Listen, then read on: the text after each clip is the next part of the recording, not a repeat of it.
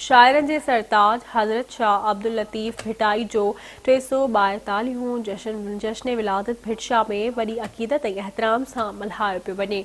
जश्न विलादत जे मौक़े ते औक़ाफ़ खाते तरफ़ां दरगाह भिटाई खे रंगीन बल्बनि ऐं झालरनि सां सींगारियो पियो आहे।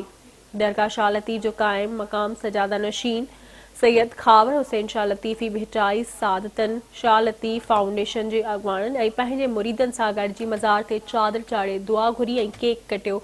सैयद गदा हुसैन शाह लतीफ़ी जी अॻवानी में दरगाह भिटाई जे सहन में दुआ घुरी लतीफ़ साईं जी विलादत जो धार केक कटियो वियो आहे। सक़ाफ़त खाते भिटशा तरफ़ां मुश्तबा जोखियो ऐं हिंदू पंचायत पारां दीवान ज्ञानगंदास जी अॻवानी में हथनि में चादर खणी दोहल शहनाइन सां धार धार रैली जी सूरत में दरगाह भिटाई ते पहुची लतीफ़ साईं जी मज़ार ते पहुची चादरूं चाढ़े दुआऊं घुरियूं वयूं आहिनि। उन मौक़े ते शाह लतीफ़ फाउंडेशन पारां मुनक़िद कयल तक़रीब में सिंध जे मुख़्तलिफ़ शहरनि मां आयल अदीबनि, दानिशवरनि, शाइरनि, लेखकनि ऐं मुहक़क़नि लतीफ़ साईं जी ज़िंदगी ते तक़रीरूं करे हेठा पिणु पेश कई। उन मौक़े ते दरगाह भिटाई जे क़ाइम मक़ामी सजादा नशीन सैयद खावर हुसैन शाह चयो त हज़रत शाह अब्दुल लतीफ़ भिटाई अमन जो सफ़ीर आहे। सैयद गदा हुसैन शाह लतीफ़ी चयो त भिटाई जी धरती अमन जी धरती आहे जिते ज़ुल्म ऐं ॾाढ नथो हली सघे।